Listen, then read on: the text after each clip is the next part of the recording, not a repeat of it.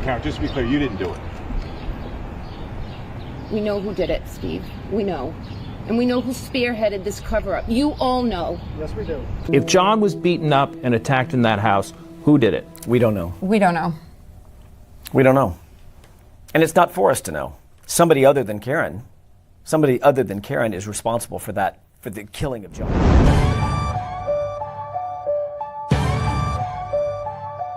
Yeah. Roberta in the truth zone, mic hitting raw. Spotlight shining, she exposing the flaw. Debunking the myth, breaking their facade. This is Glass City, respect the squad. On these NYC blocks where the skyline flex big. Roberta Glass slicing lies with a truth rig. Innocence frosters, your stories unravel. She's a map through the madness of gritty gravel. Glass don't bend and facts don't break. She's the storm that's called, you feel the quake. Exposing tales stitched with crooked seams. Justice in the lens, shattered fake dreams. Screams about killers, painted heroes in disguise. She burning propaganda with fire in her eyes.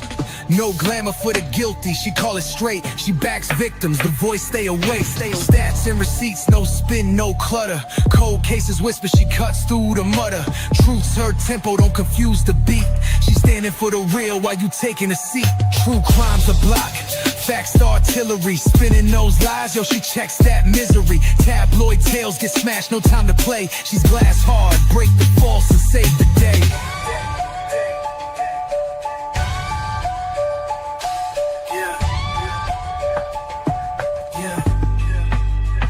True crime's a block, facts the artillery. Spinning those lies, yo, she checks that misery. Tabloid tales get smashed, no time.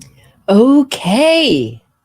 How is everybody? Here we go. Hey, Jude. How are you, my king of kings? Let me be frank with you. Angela, Deb, Lucy, Maestro, the maestro of my channel, the greatest moderator, B Rabbit, Queer Garden, Yasmin, hello. All right. So what I wanted to talk with you guys about today is the relationship really got exposed between Aidan Kearney and Karen Read's legal defense team, particularly David Yannetti.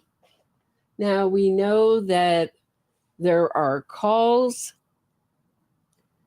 to Alan Jackson from Aidan Kearney, but certainly the most exposure has been to David Yannetti. And of course, he did not take this well. Thank you to everybody who watched Friday's Karen Read hearing with me. It was a loss for the Commonwealth. It was a maddening for me to watch, for the judge to not understand the relationship between Aidan Kearney and Karen Read and her defense team, that they're all one giant monster, and you can't just say Karen Read and not her defense team. There's no privilege between Aidan Kearney and her defense team. I mean, I understand how you don't want to open up Aidan Kearney's phone and have him have all communications, but certainly I thought Karen Read's defense team was crucial. I know Hank Brennan did as well. The judge just didn't see it, and again was very reverential to the defense attorneys, and kind of beat down on Hank Brennan. I felt that's how I see it. It's very similar to how Adam Lally, who was really up against it in the first trial, was treated. Like a second-class lawyer. Is there such a thing? And we saw David Yannetti react to what was sorry, I'm just getting my own voice piping through my headphones. Quite a frightening thing. So what we saw with David Yannetti is he reacted very badly to Cosgrove's filing about these communications, where there's details of Yannetti cheering Aidan on. And this is in addition to what we know about from the search warrant for Karen Read's 2 phones. Now, I have heard different things about the Signal app. My understanding is that they communicated through the Signal app, Aidan and Karen Read, and that they had it set so that the messages would auto-delete. Now, does that mean they're deleted forever and ever? There's no record of them ever? Are we only going to see small snapshots? And is that going to be enough for Hank Brennan to really show the huge correlation between, I think there's like 189 phone calls in the search warrant between Aidan Kearney and Karen Read. But Innocence Fraud Watch did a really excellent blog putting together the relationship between Aidan Kearney and David Yannetti. And of course, they denied it. And before that, they also, at the same time, they were denying that Aidan Kearney was denying that he had any contact with Karen Read. And there were messages like, don't be angry, from David Yannetti to Aidan Kearney. Don't be angry if I don't shake your hand on the way to the courthouse. We have to maintain separation because we don't want you to be seen as a basically, I don't know if he's hired, but basically another part of Karen Read's defense team is what he was. And when you understand exactly what Aidan Kearney was doing at the time that David Yannetti's cheering him on, it just is stomach turning. So in Cosgrove's filing concerning these phones, now he's the prosecutor in Aidan Kearney's case, are all these messages between David Yannetti and Turtleboy. Great job. Way to go. Love it. You know, Aidan Kearney saying, next rally, I'm going to arrive at the courthouse with a bullhorn and more than 100 people there. Oh, great. Love it. You know, those kind of fantastic. And wait, we want to give you this piece of information, but wait on it. Don't release this. And it's very similar to what we had seen in Karen Read's warrant for her phone. Hold off. Don't release this. It has David Yannetti's initials on it, which are Dry, by the way, which I thought was funny. Dry Yannetti. Don't release that. And mysteriously when you look at the way that Innocence Fraud Watch has put together this timeline, which I understand is dynamic and changing, and things could be added to it, as is her amazing timeline of the Karen Read case. If you haven't used her timeline, the link is in the description to the timeline with Yannetti. Just go to the homepage and then go to the Karen Read section and click on the dynamic timeline of Karen Read case. Is quite amazing. It's quite long, but it really gives you a really overview of not just the case, but the propaganda around the case and the innocence fraud campaign and how all these characters fit together. So on Friday, when Yannetti was called out in this hearing, he was really upset. And he was like, wait, you didn't show all the times. All you chose, he basically accused Cosgrove of cherry picking his messages to Aidan Kearney and saying that you only cherry picked the ones where I'm cheering you on and stroking his ego. I mean, these are not his words. These are my words. Let me see if I can play his words. Hold on one second. Hold on one hot minute. it's too funny. As if the majority of what's on there, if he ever pulled back Aidan Kearney, it was, I doubt it was more than once or twice. And that the majority of, like, that he accuses Cosgrove that the majority of the communications are him cheering Turtleboy on, butt slapping him, all the, basically the verbal equivalent of the butt slap that we saw David Yannetti give Aidan Turtleboy Kearney in front of the courthouse during the Karen Read trial. But let me see if I can I had this open, but okay, here we go. It's 5903. Hold on 1 second. Let me just get to the right spot.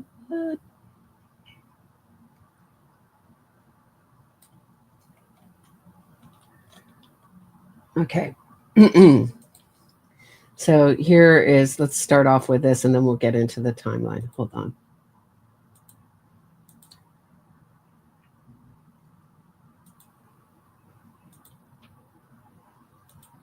Here's David Yannetti. Up. Let me go back just a tad. So, Little Attorney Yannetti, do you have anything to add on this point?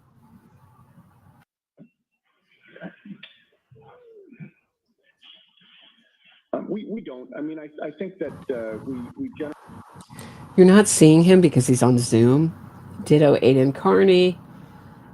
Ditto Karen Read. And Generally take no position here. It is concerning to me that Special Assistant District Attorney Cosgrove revealed in a publicly filed motion communications with, or I should say between Mr. Kearney and counsel for the Read team when the court's order was specific. My understanding is that he omitted some statements of caution and admonitions that. Did you just see Hank Brennan shake his head? Did you guys just see that? Let's go back. Watch Hank Brennan as Yannetti's talking. Of caution and. Wait, one more. Wait. The court's order was specific. My understanding is that he omitted some statements of caution and admonitions that we may have given to Mr. Kearney about the nature of demonstrations, etc. So it seems as though he cherry. Is that him writing? Is that just the movement, the natural movement of his head, or is that a shake of the head? Let me know what you think. Now I'm looking at him like maybe it's just from him writing. Statements in an effort to make us look bad when it was outside the court's order. It was unnecessary. In an effort to make us look bad. Who is calling? I mean, if that's not the kettle calling the pot black. I mean, come on.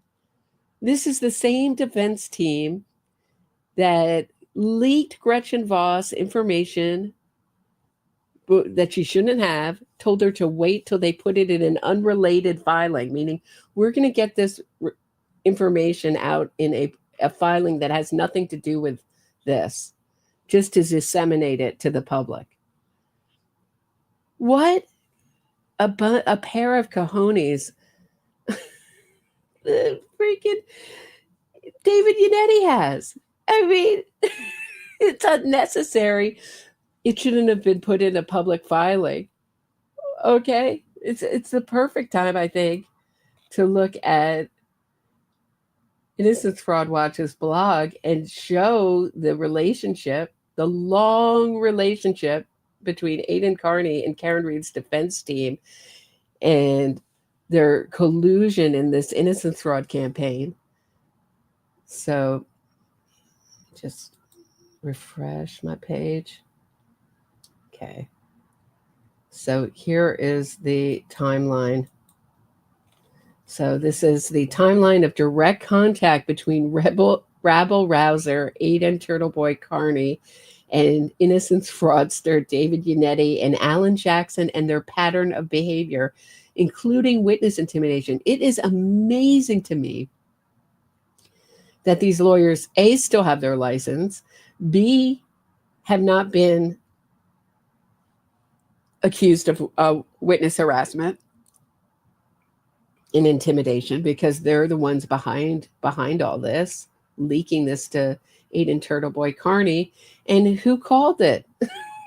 Who called it? Does anybody remember back to my interview on Court TV with Julie Grant, where I'm saying this is not just about Aidan Kearney, this is about her lawyers. Her lawyers are behind this. If you learn nothing from this episode, know that this is a innocence fraud campaign crafted as a strategy by her lawyers and Karen Read with the help of Aidan Kearney. Okay. So on November 22nd, 2022, David Yannetti apparently received a grand jury subpoena demanding production of all materials produced in discovery to date by the Commonwealth in Commonwealth versus Karen Read, as well as all relevant investigative material. On the 12th of April, 2023, this is around when Aidan Kearney becomes involved in April of 2023. In April 2023, motion filed by Read's defense attorney, defendant motion for ordered person to mass, directed to Brian Albert, Verizon, and AT&T, alleged police misconduct and a conspiracy among civilian witnesses to frame Read for the death of John O'Keefe. The motion calls Brian Albert a suspect and Jennifer McCabe a conspirator who took calculated steps to purge her phone of this inculpatory evidence. A local blogger, Aidan Kearney, has adopted defense's claims. So in April 13th, 2023, Natalie noticed a woman by the name, and this is Natalie Bernschneider-Wawicki, I believe, noticed a woman by the name of Jennifer Altman. So Natalie Bernschneider-Wawicki was the go-between for a while between Karen Read and Aidan Kearney. When Aidan Kearney was being investigated for witness harassment, she cooperated and handed over her phone and snapshots. That's how we know about these communications between Aidan Kearney and Karen Read's lawyers. It's from that investigation and little snapshots. So Karen Read would send Natalie Wawicki a message, and she would snapshot it and send it along to Aidan Kearney. In April, Natalie Bernschneider-Wawicki noticed a woman by the name of Jennifer Altman on social media who was defending Karen Read in comments of news reports regarding Karen's criminal case. Natalie stated she contacted Jennifer on Facebook in order to thank her for supporting Karen. Jennifer responded she had a friend called Aidan Kearney who runs a blog and would like to report on Karen's criminal case.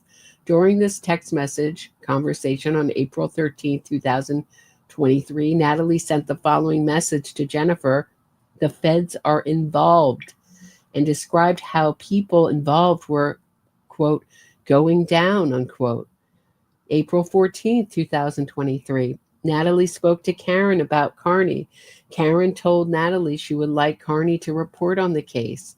Shortly after Karen agreed to work with Kearney, Karen instructed Natalie to download the messaging app Signal. Natalie was not familiar with Signal prior to Karen's request. Natalie described the arrangement as follows. Karen would send Natalie a message on Signal intended for Kearney. Natalie would copy and paste the message, photo, video document into a text message to Kearney. On several occasions, Natalie would take a screenshot of the Signal message from Karen and send Kearney the screenshot. Natalie stated she would send information to 2 phone numbers used by Kearney. Aidan Turtleboy Kearney on April 17, 2023 published the first of his Canton Cover-Up blog series. April 19, 2023, Aidan Kearney aired a live YouTube video headed number 574, Innocent Woman Framed for Murdering boyfriend, Boston police officer John O'Keefe in Canton. The rundown of the video as follows. Intro and welcome. Canton cover-up, initial thoughts and people. Canton cover-up, the timeline, Karen's defense team. Canton cover-up, final thoughts, donos and reading comments. Swatting incident and update with 911 calls. Ask Turtleboy and Brett wellness check. April 20th, 2023, a check of the phone records from Kearney's phone associated with David Yannetti and Alan Jackson. A phone number ending in 5359 was checked through Lexis, a commercially available database, and was associated with David Yannetti. The 5359 number communicates with Kearney's two phones 29 times from April 20th to May 2nd. A phone number ending in 055 was checked through LexisNexis and was associated with Alan Jackson. The 055 phone number communicates with Kearney's two phones 29 times, including 3 times from April 20th to May 1st. I think it's 9 times from April 20th, because this is a mistake. I think it's just incomplete here. So this is heavy witness harassment was going on from April 20th to May 1st. Intermediary Natalie Bernschneider-Wawicki sent Aidan Turtleboy Kearney a message reading in part, "Without me saying too much, it is unwise to assume this wasn't planned." Now, I think this is Karen talking about her own crime. I think she was fantasizing about it. John O'Keefe had already asked her to move out of the house, and she wouldn't leave. This was shortly before he was murdered. We've never seen Karen Read's boyfriends, colleagues support her. Kind of curious, especially her ex-boyfriends. So I think that, as I've said before, and I'll say again, that she was fantasizing about doing this. And she could not have missed the fact that John O'Keefe had a habit. He never wore a coat. And in a nor'easter, you're thinking, wow, wouldn't you be thinking, looking at your boyfriend, if you're mad at him, I hope you don't get caught in the cold. Something could really get incapacitated. Something bad could happen to you in the cold, right? It is unwise to assume this wasn't planned. The defense has more bombshells. Teaching John a lesson was the plan at a minimum. I believe she's talking about herself. I think that's a big tell on herself. And all these other, she was so jealous, all these other motives that people have thrown out, that she was so jealous, or the Bella's mom thing, are really red herrings. And this is really about power and control. And John O'Keefe finally, I think, walked away and had enough. He's like, I'm going in without you. And she was like, backed up. He took her glass. Are you coming or not? I'm done. I'm done. But are you coming in? And she took her car, went 24 miles an hour in reverse with her foot 75% down. That's about as close to flooring it as you can get. Clipped him, so didn't hit him head on, but clipped him on the side. He spun out and hit his head, and that's how it happened. For all those free Karen Reads who are asking me, why come this, why come that? That's how I think it happened. It was on April 20th when Aidan Kearney stated in his blog part, headed Canton Cover Up Part 4, breaking news, according to reliable sources close to the matter, a federal grand jury has subpoenaed multiple witnesses who were in the home of Boston police officer Brian Albert on the night Boston police officer John O'Keefe was killed. The FBI has taken over the investigation, and they have visited the homes of multiple witnesses, including people who weren't in the home, but who were called by Jennifer McCabe in the hours after O'Keefe was placed outside in the snow. The only individual who I can confirm with 100% certainty who has received a subpoena in hand is Jennifer McCabe, the sister-in-law of Brian Albert. So it goes on. And, he says, it is believed. Additionally, we have it on good authority from a reliable source that Brian Albert paid to have his basement floor ripped up and replaced sometime after John O'Keefe was killed. However, we do not know who did it or the exact date. If you have any knowledge about who ripped up the basement floor and when, please feel free to email turtleboysports@gmail.com.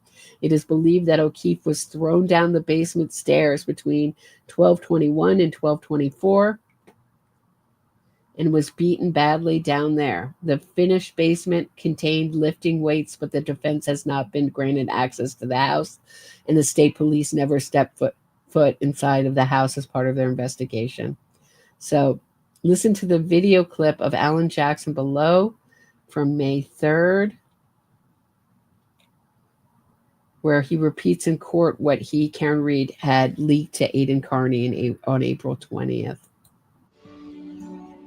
I'd like to tell you a story, son. Here's a quick hack to improve your vision. Try these self-adjustable glasses that are taking the role of eye strain. These self-adjustable glasses. It's been reported that the federal authorities have now gotten involved in the circumstances surrounding this case and have impaneled a grand jury, a federal grand jury, to investigate some of these circumstances. He's slick, huh? Slick. Karen Read, intermediary. So, what are are your thoughts on Blue Chew, Kayla? Karen Read's intermediary, Natalie, sent Aidan Kearney a text message reading, "Did you talk to Alan Jackson, AJ, today?" Kearney replied, "Just saw his text, gonna call him in a bit."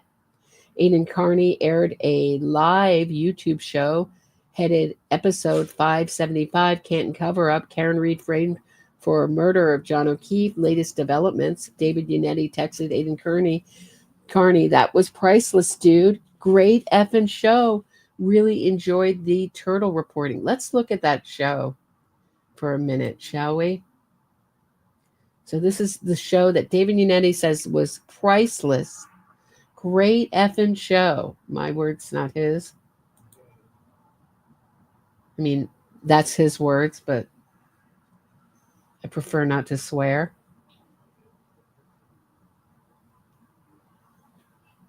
Let me just...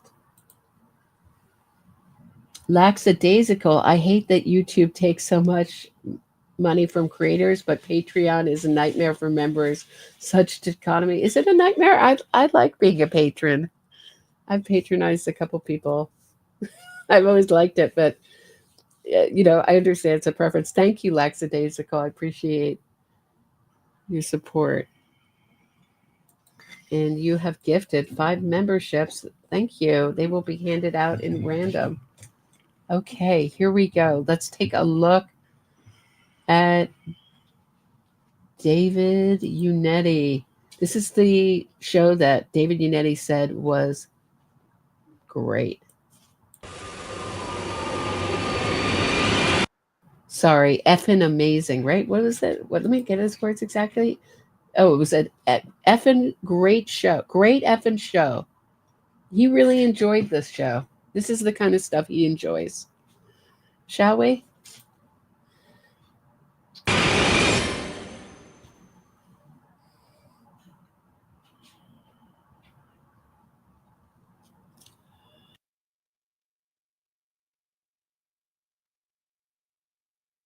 All right, so let's just jump right into it. So first thing I'm going to start with here, I just posted this. This pissed me off a lot. I just posted this on Facebook and Twitter, and okay, I don't know how the family of John O'Keefe is dealing with this, okay? Because you would think if I'm them, I want to know who killed my brother. And I guess it was easier for them to believe the lie that Karen Read killed her. We know this now.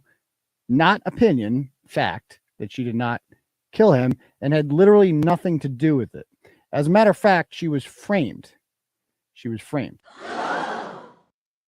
Like, I just got a message from a family member of John O'Keefe, and I posted it on social media, but I'm gonna bring it up over here because I used some foul language in it, and I think it's completely appropriate to do so because this person is garbage, and so we just need to read this real quick.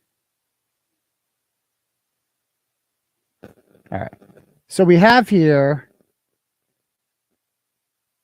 a text. Okay, so I got this message on Twitter from Vanessa. What's her name? Vanessa Rizzitano. She's an account executive, so she's really important.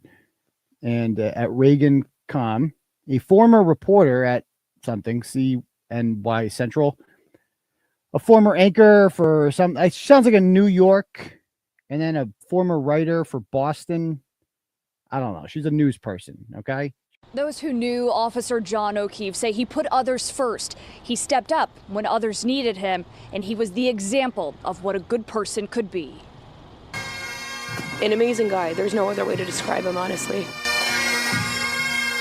His brothers and sisters in blue stood on the steps as Officer John O'Keefe's blue casket was carried out of the church, his family following behind. He made time for everyone. He really just honestly had the biggest heart, honestly, in taking in the kids. O'Keefe took on the role of raising his niece and nephew after their parents died several years ago.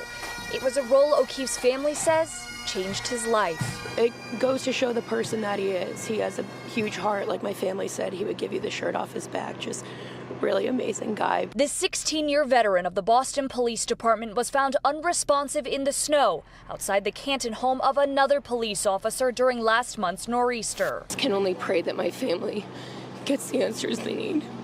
Last week, O'Keefe's girlfriend, 41-year-old Karen Read, pleaded not guilty on charges connected to his death. During a court appearance, prosecutors say the couple had been out drinking the night before, saying when Read found her boyfriend in the snow the following day, she questioned whether she'd hit him with her car. O'Keefe's family now praying for answers. I think that's the least that my family deserves. I mean, no one's bringing Johnny back, and it's very unfortunate and still, like, unbelievable, but I think the least thing my family deserves. We desperately need answers. O'Keefe, a Braintree native, was laid to rest at Blue Hill Cemetery. During the eulogy, his brother says his death leaves behind a void they can never fill. All right. So we have here the text. Okay, so I got this message on Twitter from Vanessa. What's her name? Vanessa Rizzitano. She's an account executive, so she's really important. And at Reagan.com, a former reporter at something, CNY Central, a former anchor for some, it sounds like a New York, and then a former writer for Boston. I don't know. She's a news person, okay? She goes on TV and she reads the cue cards. That's her job. She considers herself news. So she goes, as a former news anchor and reporter, as soon as I see that, I'm like, oh, nice. Someone from the media is reaching out and appreciating what I do. That's nice. But no, as a turn, I have to say, your coverage of my cousin who was brutally murdered is absolutely disgusting and inhumane.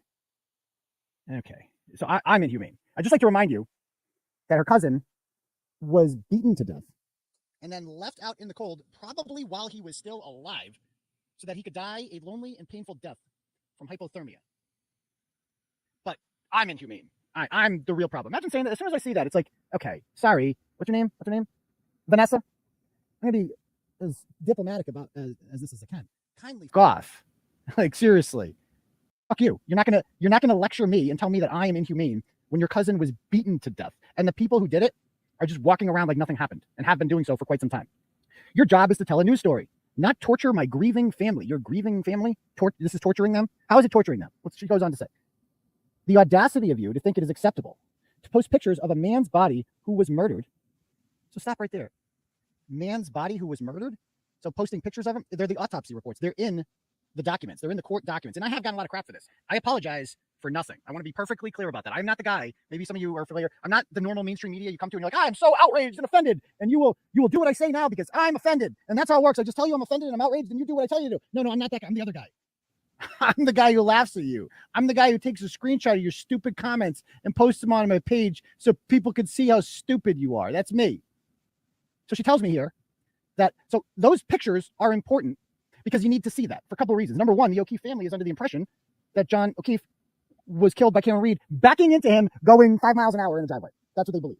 when you see those autopsy photos, you immediately know that cannot have possibly happened. Okay, this man was 6 foot 2 inches tall, 217 pounds. The Lexus Going 5 miles an hour. 5 miles an hour. Not 24 miles an hour with your foot 75% on the gas pedal. How fast can you expect to go in reverse? How fast can people drive in reverse? I'm curious. No, I did that deed. I sped him up because it was very long watching it. So I sped him up a little bit. Now it's back to more normal, but I had to speed up at the beginning. I just wanted you to get the feeling of how he amps himself up, calls her stupid, and other insults. Because I knew it would be hard to take for my audience. that hit him would have struck him at a very low rate of speed in around the midsection, right? Maybe around here. That's where it would have hit him. There was no bruising on his body anywhere on his chest. We know who did it, Steve. We know. Anywhere on his chest. All of the wounds were to his face, which was swollen shut, his eyes. You needed to see that. There were cuts on the back of his neck. His skull was fractured multiple times, and his arm was chewed up. Now, what is your defense for that? Did he fall down and get eaten by coyotes? Is that what you're saying? Is that your defense here? We know who did it, Steve. We know. You need to see that because the pictures tell the story. The second you see those pictures, you know that Karen Read couldn't possibly have done that. Impossible. And you're mad about me? I mean, have you thought about that? Have you put two and two together? You would think that after knowing that, maybe you don't want to swallow that reality. Maybe you like the idea that Karen Read is the villain. Maybe you've become... I was just talking with someone about, I think it was Defense Diaries. These people know, they know that these people are guilty. They just grift off of it.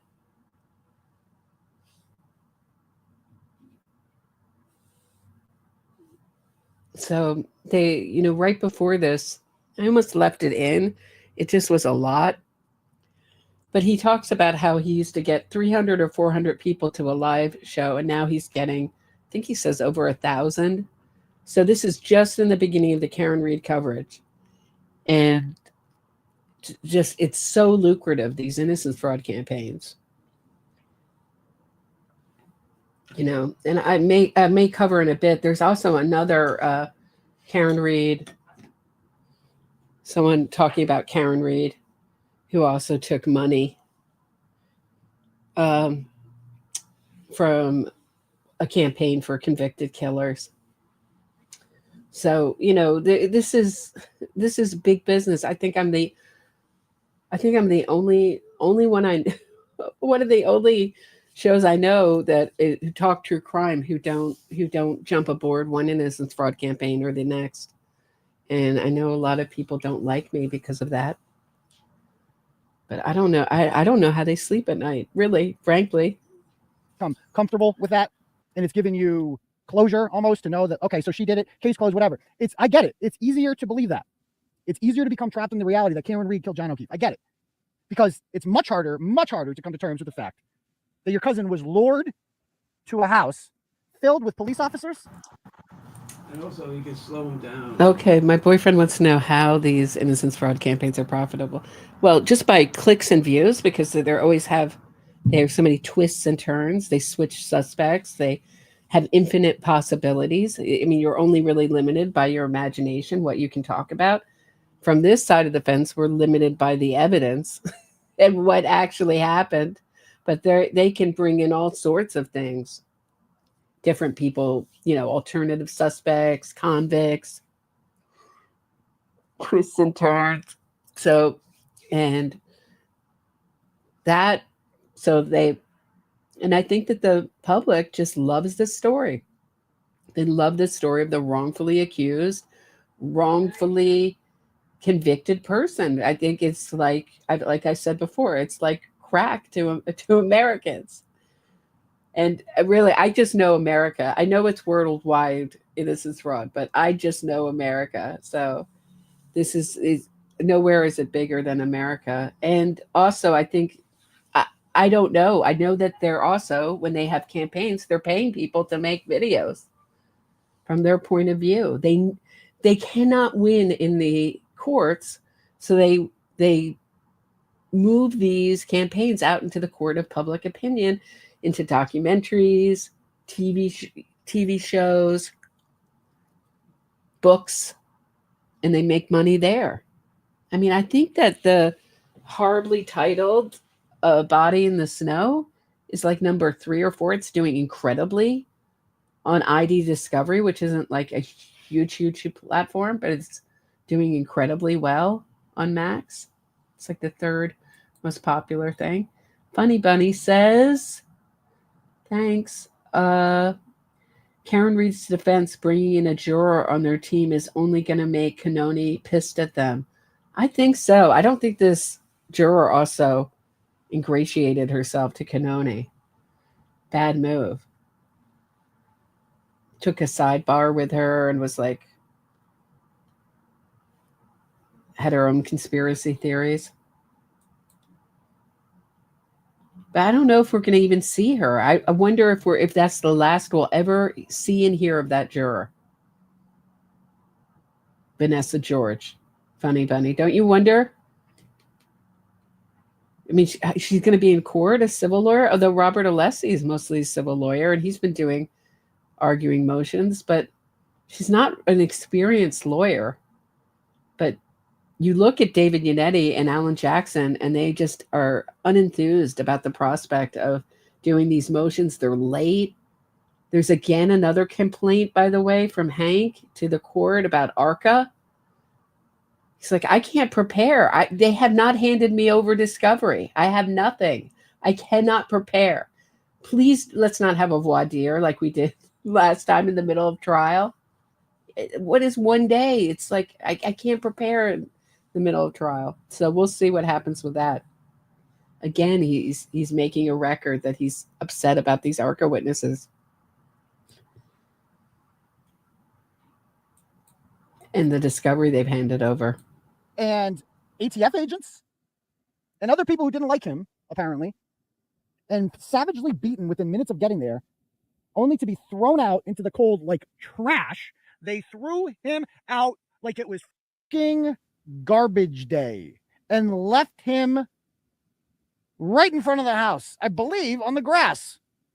Somebody correct me if I'm wrong. I'm a little bit unclear about exactly where John O'Keefe's body was laid. I've looked. I'm assuming his body was somewhere in the driveway where she did. Can you imagine starting this huge campaign and you don't even know where he was found on the lawn? Isn't that crazy? That's why I put that. I mean, I would have to be so sure before I backed a convicted killer. I would have to be so sure. I would have to look at every single record. I don't know what. And even then, I don't know if I would do it. It would have to be so overwhelming a case. Talk to every juror, the judge, the prosecutor, before I put my good name behind a convicted killer. I don't think it's ever going to happen. Dean Walker, thanks for the super sticker. Nice to see you. Dean Walker has the cutest grandbaby ever. So ridiculously cute. It's not even funny. A 3-point turn. Okay. So she goes on to say this. She goes, a man's body was murdered. His address where underage children live. Okay. It's like, I'm sorry, you're involved in a murder trial here. Okay. Grow up. Addresses are going to be, it's a freaking murder trial. Addresses are going to be put out there, stupid. The fact that this woman worked in the media at any point in time is an indictment on the entire media and everything that's wrong with it. Yeah, but if you see these text messages to Karen Read, I don't think Aidan Kearney should be calling anyone stupid. She's explaining to him, I'm the defendant. I'm the defendant, Aidan. Here's how you read these filings. And she goes on to say, and pictures of his bloody snowbank is disgusting. Oh, yeah, you mean, yeah, showing evidence is disgusting. I can't be canceled, okay? I'm uncancelable. There's nothing you can do to stop me. And that's the beauty of it. Now, I know you don't understand this concept because you'll never own anything or you'll never be your own boss. So you don't get this. You're not smart enough to, quite frankly. Then she goes on to say, you should be ashamed of yourself. Oh, I should be ashamed. Why don't you find it in your heart to respect my grieving? And then she goes on to say, bring the other one up. You know, I may be in the minority, but I don't think that Aidan Kearney is dumb. I think he's probably about average intelligence, the way most psychopaths are. I think he's cunning and manipulative and about average intelligence. It's just his ignorance of the actual process of the things that he's talking about is so overwhelming.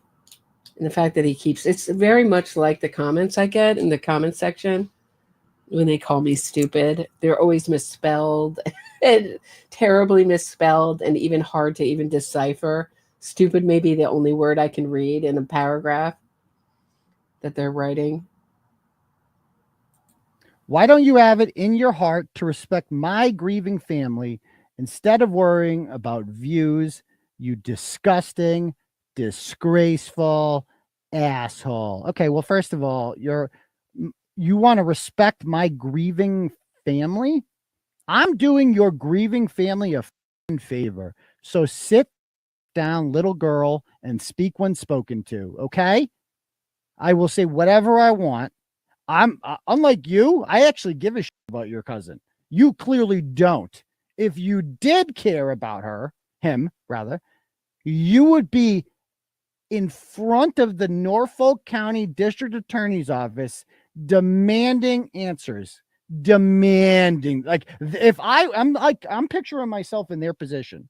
If I'm a loved one of John O'Keefe, I am literally in front of the Massachusetts State Police headquarters or the Norfolk County District Attorney's Office every single day with a megaphone making noise, demanding to know how these incompetent Muppets screwed this up so badly.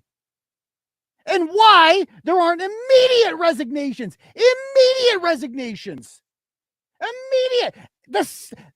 As long as this show goes on with Karen Read and the goddamn manslaughter and second-degree murder trial, I would lose my mind if my family member died and I read all this information and I knew the truth now. But no, what is this woman doing? Messaging me and telling me with family members like you. Do you see how he's using the illusionary truth effect? Just keep saying the truth, the real story, the truth.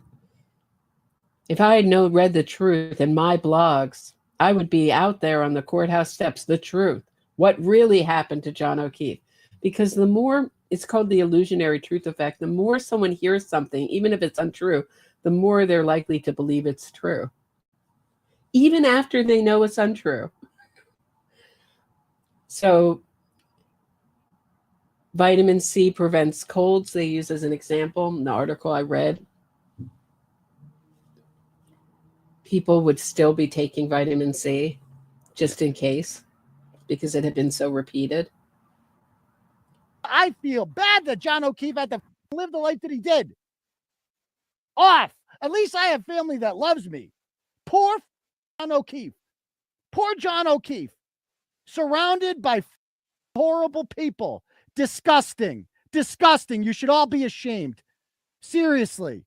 Now I go over here. That's crazy. I believe a certain amount of gaslighting going on here. I agree, David Yannetti. A certain amount of gaslighting is going on here. So that's what David Yannetti thought was great reporting. Just disparaging, trying to humiliate the victim's family, screaming at them, swearing at them. That's great reporting for David Yannetti. What a repulsive set of lawyers she has. In another communication, he tells Aidan Kearney, that he's doing God's work. That's God's work. I mean, I don't think it's God's work he's doing. It's something much different. Another supernatural being with a little less power from somewhere much hotter. Oh, I mean, revolting. And I don't know if I'm going to have time to go over it today, but David Yannetti went over this Penni case of this psychopathic murderer that he got out on a technicality and gotten freed.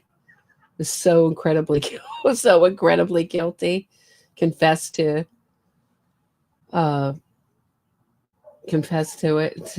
I mean, I don't have to go over that one in another case, but here he is using that case to try to get third-party culprit in with Karen Read. I think it's coming in. I think Judge Cannoni's going to make the same ruling she made last time. I think it's the wrong ruling, but I've gotten used to disagreeing with the rulings of these judges in Massachusetts. How about you guys? I don't know. I mean, I hope Hank Brennan is good at picking a jury, because that's the scariest part. Because, no matter how good you are at trying a case, and I thought Adam Lally did a really good job, despite not being a Hollywood actor and not being, super entertaining for the TV audience, proving his case. There will be, no matter how good you are, there will always be, there's a turtle rider on the jury. They will not sway. The jury system will totally break down. And that's the point of an innocence fraud campaign pre-trial like this, is if you don't get it dismissed, you will at least poison the jury pool. And Aidan Kearney has been very outspoken about the fact that they want to poison the jury pool. That is what he says. That's what we're trying to do. Poison the jury pool. And when people called in and said, maybe I'm going to get called, he said, don't get caught. So I think that my theory on this is that there were turtle riders on the first jury. I just hope they're not on the second jury. I hope Hank Brennan, Adam Lally, Laura McLaughlin are really keeping their eyes wide open.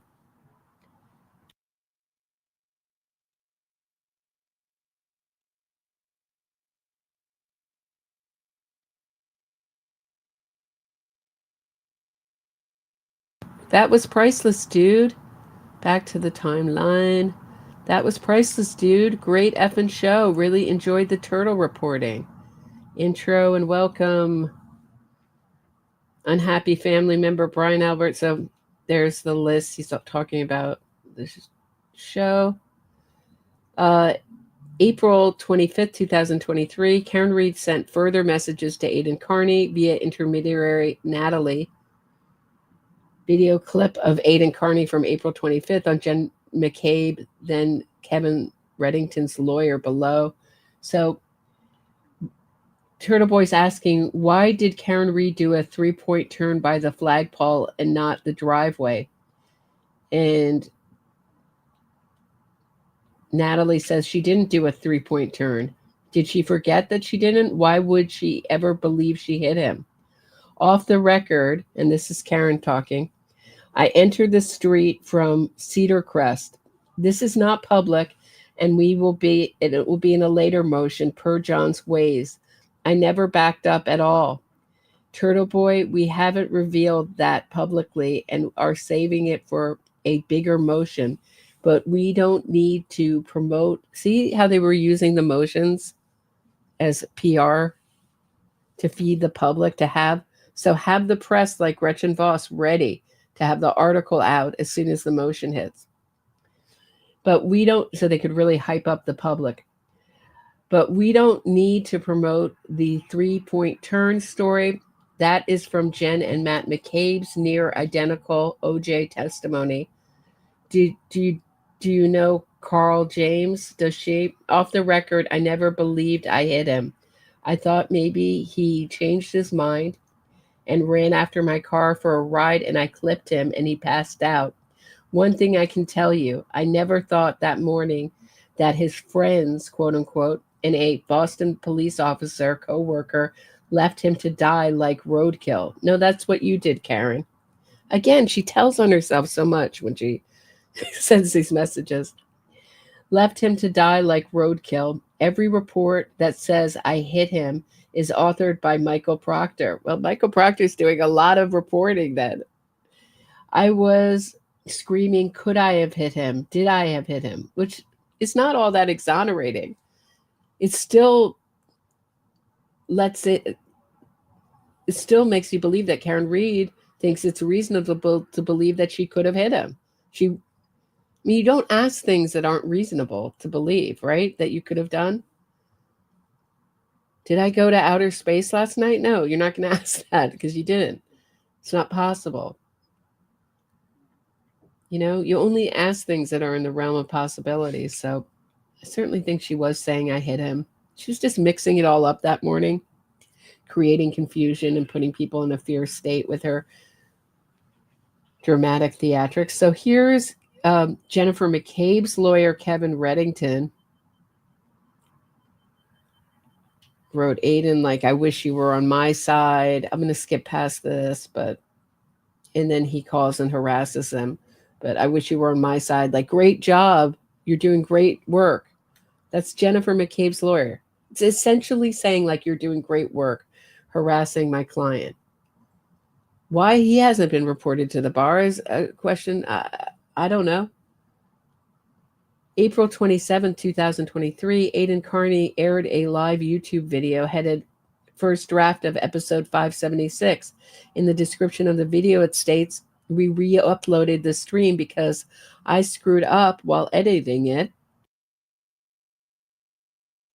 and accidentally erased most of the show. So doesn't it seem like this erase show, or this is how I read it, if there's another, that he probably put out something that he shouldn't have put out? And he had to, and Karen Read and David Yannetti and Alan Jackson all told him to take it down. Maybe he showed something with David Yannetti's initials on it, or showed something that hadn't been filed yet, or that could only have come from one place, Karen Read's defense team. But I'm keeping this one up for the original comments. He says, I'm keeping this one up for the original comments. Sick. So, little typo there. April 28, 2023, Turtle can meet with Alan or on Tuesday, May 3rd, perhaps. Kearney responds later on April 28th. Has there been any new information about the FBI investigation and handing out subpoenas? Natalie responds, no new info. Oh, you better get used to that no new info from the FBI investigation. Just that they are already present, that they already presented the case to the grand jury as we speak. They already are presenting the case to the grand jury as we speak. Sorry, there are typos in this by the original author.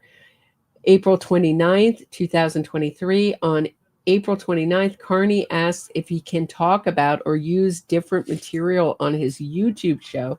Natalie, as an intermediary with Karen, responds to Kearney, make it clear he didn't just get it from us, but don't show the exhibits, just read them. Please tell him to use the title. Tell him not to use the title. It has Yannetti's initials in it. Dry, referring to David R. Yannetti. 30th of April, Aidan Kearney, this is all in 2023. Aidan Kearney aired a live YouTube video headed 577. Canton craziness continues. Evidence collecting and Chris Alberts threatens to sue. On May 2nd, Natalie sent Kearney the message, Colin has a lawyer, ask Yannetti about it. On the 3rd of May, David Yannetti texted Aidan, dude, don't be offended if we don't shake your hand on the way into court. We want to maintain the separation in your independent investigation. How do you have an investigation when you start out with it's a cover-up and she's innocent? How is that an investigation? This is what these innocence frauds campaigns do. They investigate innocence. I mean, how is that an investigation? We're just investigating things that confirm confirm our already strong bias. John Silvera, Donnie had someone, that's Karen Read's friend, John Silvera. Donnie had someone save a seat in the courthouse for Aidan Kearney, who sent Natalie a message reading, "I'm excited and honored that her parents would want to sit next to me in court." Aidan's so excited that he can sit next to Karen Read's father, who looks just as criminally minded as she is, and mother. During this hearing, Alan Jackson announced that there was an active federal investigation into Karen Read's case and cited media reports, those media reports being Aidan Kearney's blogs, which you cannot do as a lawyer. You cannot leak out information. Apparently you can, and get in no trouble for it if you're a lawyer in Massachusetts, in this case. But most lawyers, if it was known that they did this in their own files, leaked out information so they could refer to it in their own filings, would be sanctioned for it, which were based on information he had received directly from Karen Read, David Yannetti, and Alan Jackson. Do you get what happened? Those media reports being Aidan Kearney's blogs. It has been reported in the media means we fed Aidan Kearney information and he wrote it in his blogs. After the hearing, Aidan Kearney met with Karen Read, Alan Jackson, and David Yannetti at the Omni Seaport Hotel in Boston. At 6:28, Kearney texted Natalie, "We had a great time." On the 5th of May, Aidan Kearney was said to be down in the dumps about a felony charge he was facing in Rhode Island. In response to him being down, Karen Read sent Natalie the following message: "Tell Turtleboy from me, be strong, Aidan. Get down for a day, but wake up and keep fighting tomorrow. Please call Alan and spitball your issues with Alan if you want to. And nothing gives you a shot in the arm like talking to AJ." Later on in another message read, "Did you call him?" Aidan replied, "Just did." On May 5th, Kearney stated he had heard a rumor 20 FBI agents were seen in Canton for possible arrests. On May 6th, Kearney texted Natalie, "Can I see the hair she showed me in person?" Natalie then sent Kearney 2 pictures of what happens to be a hair next to a measuring tape, often used by CSSS when documenting evidence. Natalie then sent the message, supposedly the same hair. These photographs are not part of any public filings. On several occasions, the nature of the relationship between Karen, her defense attorneys, and Kearney is discussed. In one such exchange, on May 7th, Kearney stated he disagreed with Alan Jackson's theory of when O'Keefe was allegedly moved into the front lawn. Kearney wrote, "Keep in mind, Karen, AJ, and myself don't officially talk. In public settings, Kearney and the attorneys for Karen Read have denied communicating." So this is really important.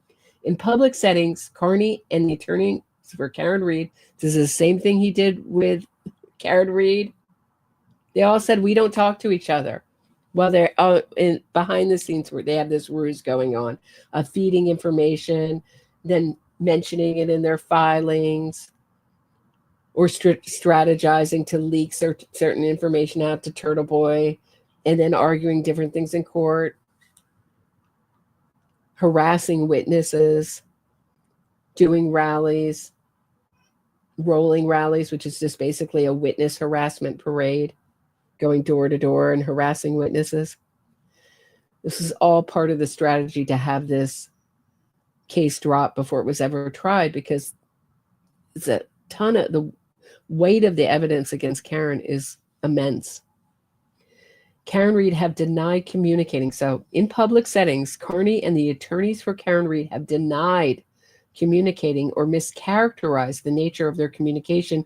On September 27, 2023, Boston Magazine published an article about the homicide of John O'Keefe and Karen Read's defense. For the article, the author interviewed Karen, her attorneys, and Aidan Kearney. The article describes Kearney's involvement in the case from April through July 25th court date. After describing how the author interviewed Kearney at his residence, the article states both Kearney and Read's defense teams say they have never been in contact with one another. Beginning in April 2023, Kearney wrote a blog post about Elizabeth Proctor. This is Michael Proctor's wife. On May 9th, 2023, Kearney authored a post about Elizabeth. A video is attached to the post. The video depicts a cell phone screen of an Apple iPhone. The use of the cell phone dials the cell phone of Elizabeth Proctor, which is displayed on the screen. Kearney further writes, I can think of two people who deserve to lose their jobs over this.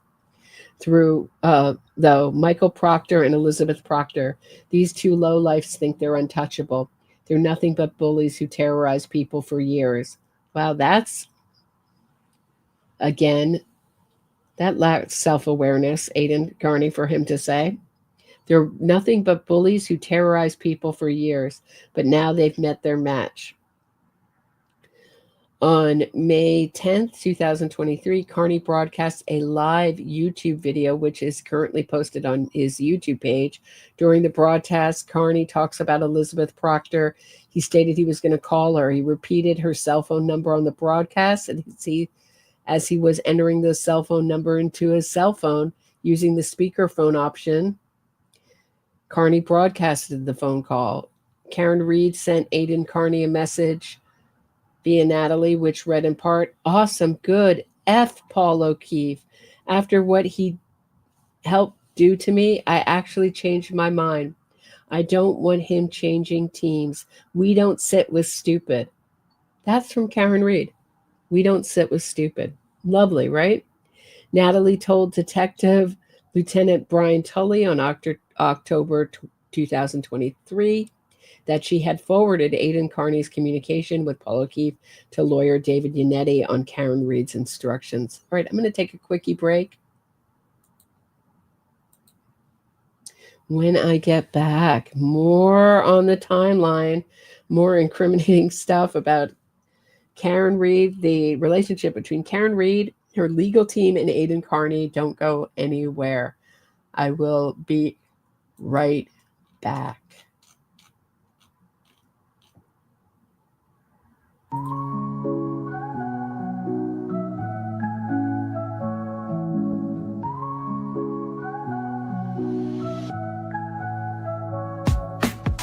Mic check, Roberta strides through the static haze. True crime Gotham where the shadows play their plays. Fraudsters fold when a spotlight beams. Fact-focused queen busting propaganda schemes. Glass shatter lies echoes through the streets. Standing for victims, giving voice their beats. NYC Post, truth sharp as night. Roberta exposing she's the anti-fraud light.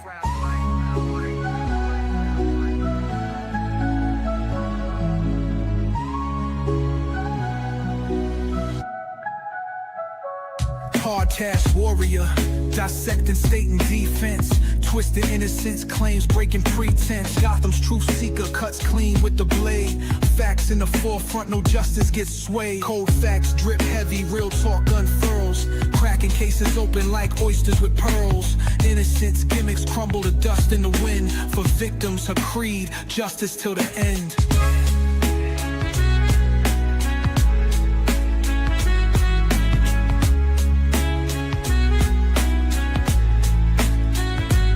Headphones blazing, she drops heavy artillery. Narratives twisted, meet blunt object civility. Roberta got receipts that unravel the ploy, exposing the lies these fraudsters deploy. Glass shatters lies, echoes through the streets. Standing for victims, giving voice their beats. NYC Post, truth sharp as night. Roberta exposing she's the anti-fraud light.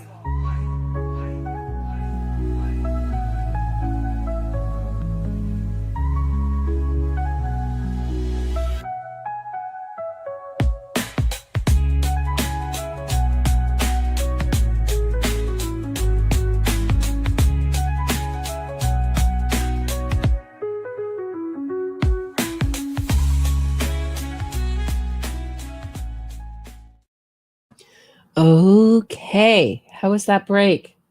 Everyone feel refreshed? Everyone have a cup of something? Glass of wine? Coffee? black cherry seltzer. That's so obsessed. How do I get Schweppes black cherry seltzer to sponsor this podcast? So I am going through tons of it. Thank you, Tater. Hold on. You didn't miss much, Dean. It's just a long, long history. Cherry Dr. Pepper. Is there a difference between Cherry Dr. Pepper and regular Dr. Pepper? Isn't Dr. Pepper just sort of cherry by nature? Soda? Yeah, I wasn't allowed to have soda growing up. And then, that creates, like when I was finally an adult, you're like, soda. I just can't have all that sugar. I love it, but I just can't drink all of it. I can't handle it. May 16th, 2023, Karen sent Aidan Kearney a message. Okay, yeah, we did that. We don't sit with stupid. That's Karen Read. Natalie told Detective Brian Tully in October 2023, this is when he's investigating the witness harassment, that she had forwarded Aidan Kearney's communications with Paul O'Keefe to lawyer David Yannetti on Karen Read's instructions. Oh, and this is when Aidan asked if it was okay to wear his "House Long to Die in the Cold" shirt. Not unlike my shirt, "House Long Till Karen Read is Arrested," available on Teespring. Just go to my YouTube page. Hold on, I'll show it to you. Give me a second.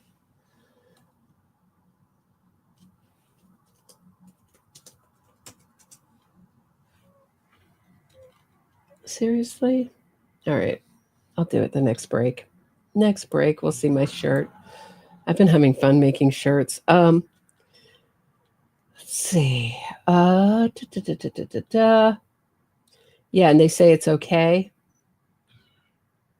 And then he's seen in court wearing the shirt. Over the course of the text message conversations, Natalie forwards personal information and pictures of many of the named witnesses, including Jennifer McCabe, Chris Albert, and Colin Albert, to Aidan. In one of the conversations, Kearney wrote, "Anything else I should talk about that I haven't hit in the blogs yet? Feel like I'm out of new material." David Yannetti made the following post on May 28th, 2023. "People have asked how they can help. A legal defense fund has finally been established for those so inclined. Karen and her family are so appreciative of the help. Karen Read has been fighting for her innocence for 15 months. I mean, this is exactly the language of the exoneration industry. She's been fighting for her innocence for the last 15 months. After these false allegations led to the loss of her employment and health insurance, she's had to pay hundreds of thousands of dollars to do the investigation that the police chose to ignore." Where are the receipts, David Yannetti? Where are the receipts for the hundreds of thousands of dollars that Karen Read has paid for her health insurance? Note, ARCA was paid $23,925 on July 25th, 2024. So was she trying to raise the ARCA bill? Is there a connection between that tweet? Or were they just generally grifting for money? Karen Read's legal defense fund includes reference. Okay, I'm going to move past that. David Yannetti. Oh, well, actually, this is actually important.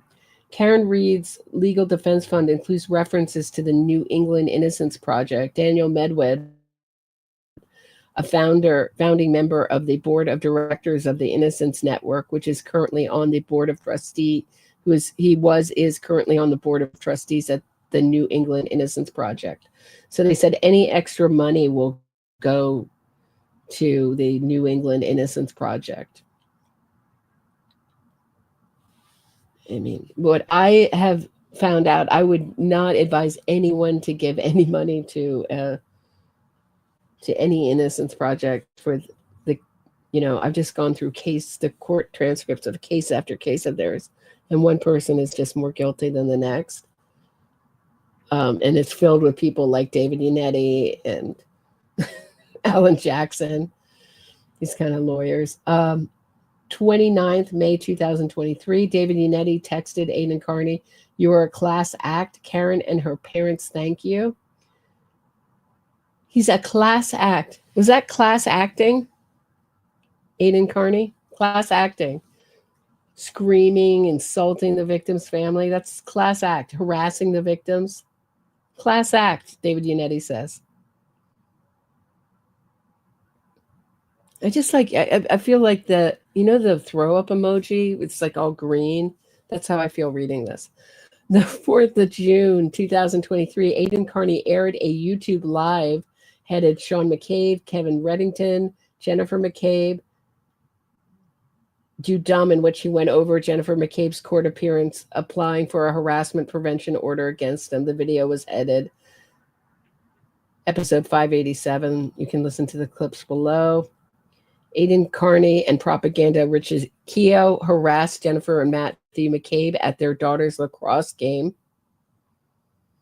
Aidan Kearney also, so he was told to go up to Jennifer McCabe by Karen Read and ask her, did you think you could outsmart Karen Read? That's what Karen Read sent through. That was the message Karen Read sent through Aidan Kearney. Aidan Kearney also published a blog. Plow driver who went by 34 Faro Road and never reported seeing body is Selectman's brother, friends with Albert family. See, they were going to go after Lucky Loughran, and then he joined the team. Isn't that curious? And then he gave testimony that seemed like it was scripted by David Yannetti, and then met in Elizabeth Proctor's workplace parking lot to meet, to go over his testimony. So if you thought that was just an accident, now you really see how David Yannetti and Aidan Kearney are very much of the same makeup, except David Yannetti has a more polished exterior. He did that on purpose to intimidate.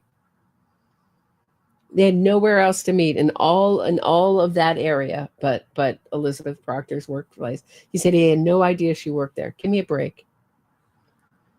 They're just fraudsters and con men, in my opinion. Not a fact, my opinion. June 6, 2023, Aidan Kearney published a blog. Oh, here he is again. Brian Lucky Loughran plowed Fairview Road multiple times during the time that the DA's office alleges John O'Keefe's body lay outside of Brian Albert's home. He never reported anything, and he's never been questioned by the police. He initially told many people before suddenly refusing to cooperate. His silence makes him just as complicit as the rest of the cop killers and is a direct attack on Karen Read's freedom. See how they put pressure on Lucky Loughran? Aidan Kearney published a blog. Jen and Matt McCabe avoid questions about involvement in John O'Keefe's murder at Billerica Canton lacrosse game. Ask administrators to kick out award-winning journalist. Kearney learned the McCabes would be in Billerica. He traveled to Billerica. I don't know how it's, I'm sure I'm mispronouncing it terribly. Confronted the McCabes and posted videos of the interaction online. Kearney would later write a blog about the interaction where he stated, Jen and Matt McCabe do not deserve to live a normal life. Aidan Kearney's blog was headed, Canton Cover-Up, Jen and Matt McCabe avoid questions about involvement in John O'Keefe's murder. Ask administrators to kick out award-winning journalists. Okay. Aidan Kearney, Canton Cover-Up, published another one in June 2023.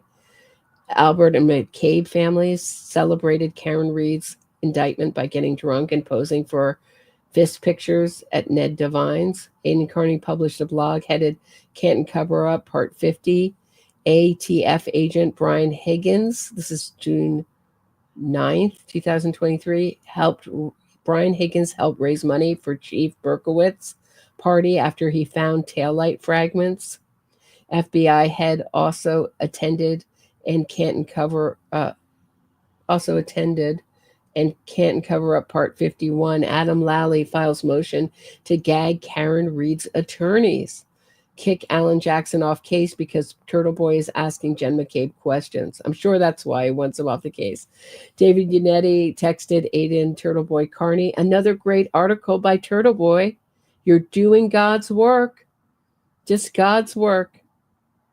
The Commonwealth filed Commonwealth's motion to prohibit extrajudicial statements of counsel in compliance with Massachusetts rules of professional conduct. The following are extracts from the above motion. A trial judge has an affirmative constitutional duty to minimize the effects of prejudicial pretrial publicity in order to safeguard the due process rights of the accused and the integrity of the judicial system as a whole. Notably, the danger of publicity concerning pretrial hearings is particularly acute because it may be difficult to measure with any degree of certainty the effects of such publicity on the fairness of the trial, and unrestrained extrajudicial statements could influence public opinion and inform potential jurors of information that is factually incorrect or wholly admissible at trial. Wow. Aidan Kearney published a blog headed Canton Cover-Up, Part 52, debunking Adam Lally's misinformation about black box data proving Karen Read struck John O'Keefe, and Canton Cover-Up, Part 53. Brian Albert. So during a live YouTube video, Aidan Kearney displayed call details, recordings of Jennifer McCabe. So here he is on YouTube displaying call details of Jennifer McCabe from the day John O'Keefe was killed by Karen Read. Where do you think he got those? Which included names and phone numbers associated with Jennifer's phone number. Kearney called several of the phone numbers, which included Julie Albert, Chris Albert's wife, and left a voicemail.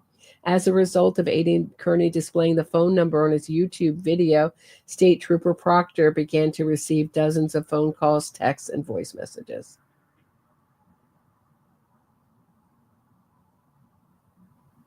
Wow. Contact between Natalie Bernschneider-Wawicki and Karen Read ended the 15th of June 2023 when Karen chose to discard Natalie, sending Natalie the message below. I need to cool off communicating with you constantly. I begged you last night to give me the night to unplug, and then I get literally a dozen more texts about this documentary and how suddenly the producer is contacting you and you've inserted yourself into it. This is the exact opposite of what I asked you to do to help me out last night. I needed a break because I had an insane day and needed rest and tried to clear my head and calm myself down. You proceeded to blow up my phone. Wow, what a horror Karen Read is, isn't she? You proceeded to blow up my phone until close to midnight. This keeps happening, and I am incredibly bothered by it. Same thing with negative comments that I beg people not to send me. You still had to send me stuff. Please give it a rest. Please do not reach out until I contact you again. So Karen Read used and discarded her, just like she did John O'Keefe. When he'd had enough, she ended his life by hitting him, going 24 miles an hour in reverse with her infotainment system beeping and flashing at her. June 19, 2023, Aidan Kearney called Chris Albert, left him a lengthy voicemail. The 20th of June, 2023, Gretchen Voss, who writes for Boston Magazine, interviewed Karen Read at the Omni Seaport Hotel in Boston alongside her lawyers, Alan Jackson, David Yannetti, and Elizabeth Little. This interview was audio recorded. She also recorded Karen Read and Alan Jackson on July 13, 2023. Gretchen Voss went on to state in her September 27, 2023 innocence fraud tale, quote, both Kearney and Read's defense teams say they have never been in contact with each other. So on June 23rd, Natalie asked Kearney to talk to Karen about her being mad at Natalie. Kearney responded that he doesn't want to play mediator and be in the middle, which would make another insinuation Kearney and Karen communicate directly.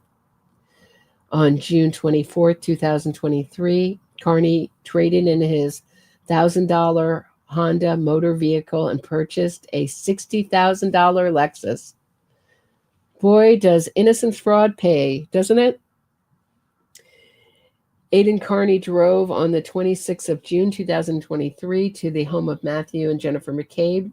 During a live YouTube video, he alleged that he noticed their front door was open. Kearney rang the doorbell and video recorded the interior of their residence through a glass storm door. A person is seen inside the home on Kearney's video, which Kearney stated is Jennifer McCabe.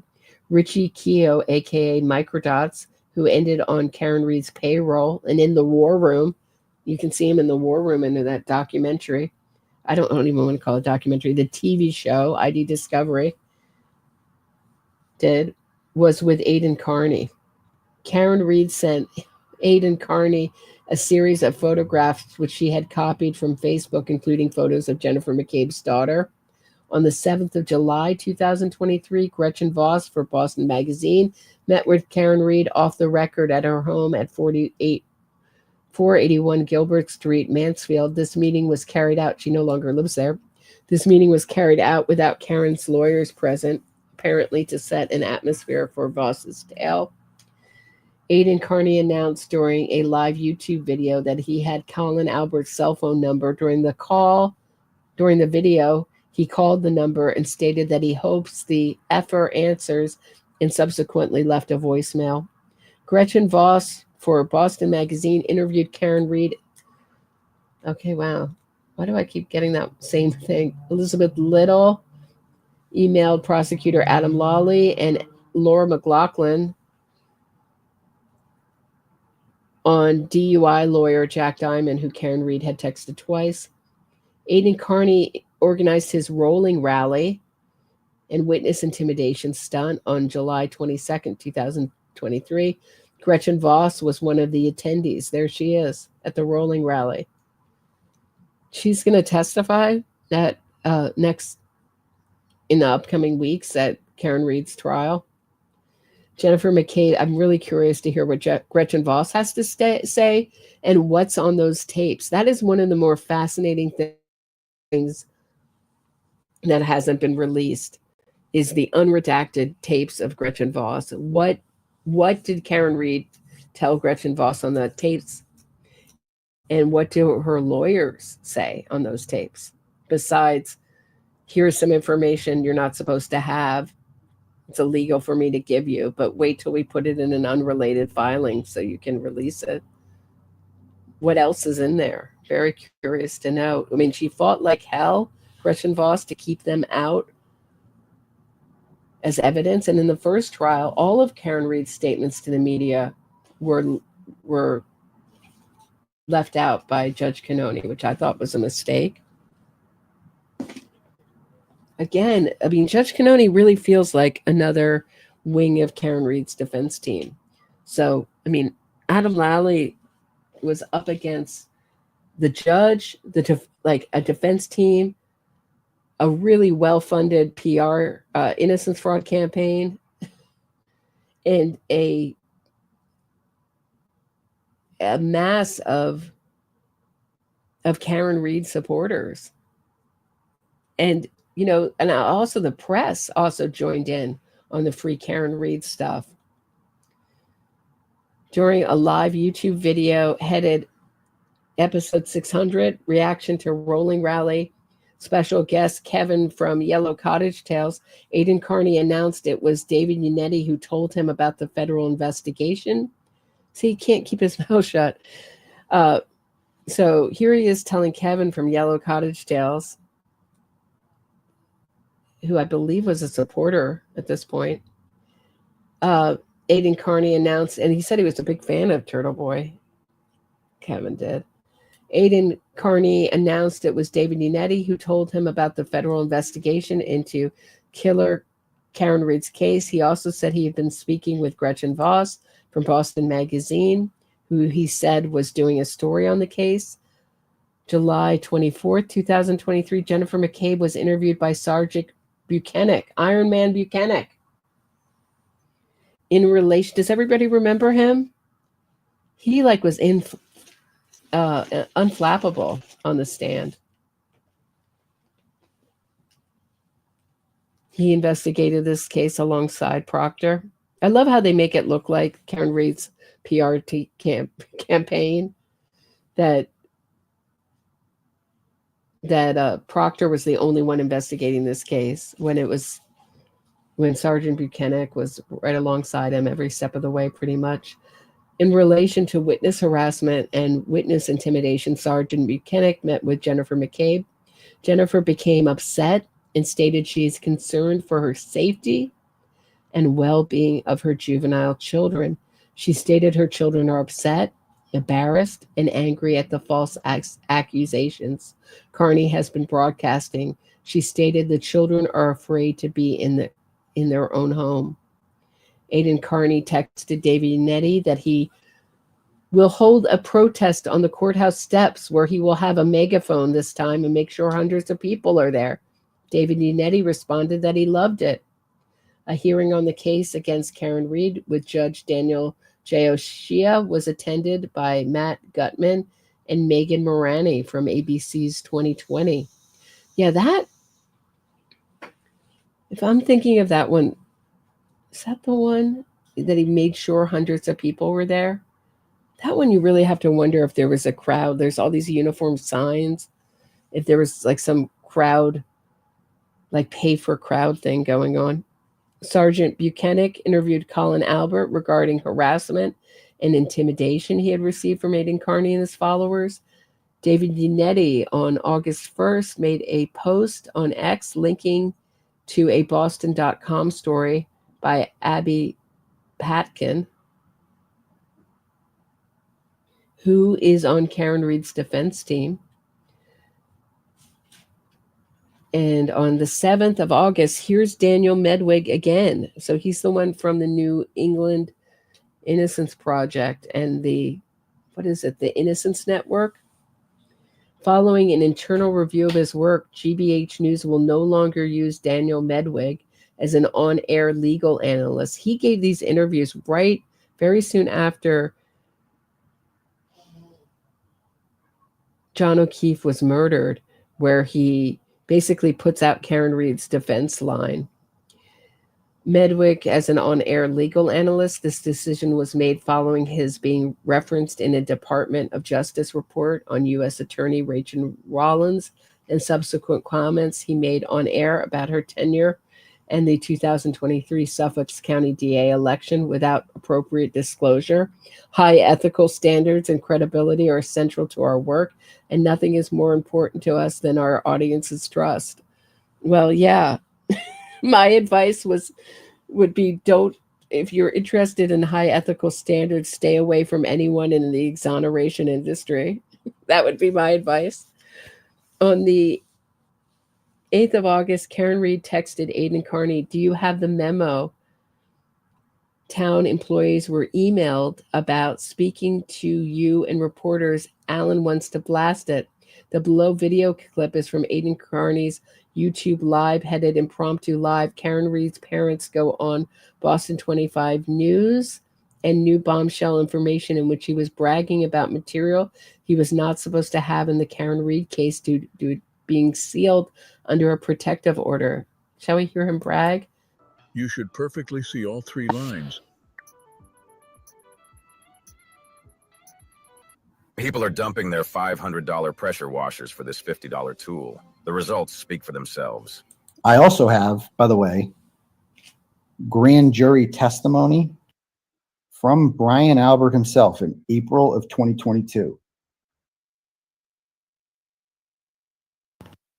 That's pretty clear and direct and to the point. Have you ever wondered how much dust you inhale? Okay. On the 10th of August, 2023 at 11:45, state troopers Buchanan and Proctor interviewed Brian Lucky Loughran at the Norfolk County District Attorney's Office in Canton.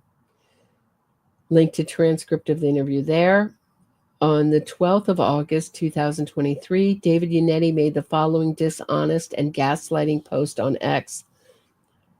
I'm disappointed in you as a former colleague. We have not paid anyone a dime except ARCA. We haven't paid anyone but ARCA, possibly Turtleboy, Microdots, and whoever else. And if you don't, whoever else we don't know about, what hasn't been made public. Nor did we tip off Turtleboy to report on this case. He found this story completely on his own, reading our public filings. Also, your theory of the case is nonsense. It is clear you have done no homework. Yeah, this is innocence fraudsters everywhere say this. It is clear you have done no homework and are just spouting off without understanding the evidence. Shame on you, Wendy. This is to Wendy Murphy. Oh, my Lord. On the 18th of August, 2000, who's also an attorney, the 18th of August, 2023, in response to Aidan Kearney's request for names of criminal defense attorneys who might want to appear on YouTube discussion panel with him, David Yannetti forwarded Aidan Kearney names of 4 lawyers and their cell phone numbers and suggested how to approach them. It is not known if Elizabeth Demprowski and or Tim Bradel were one of those 4 lawyers.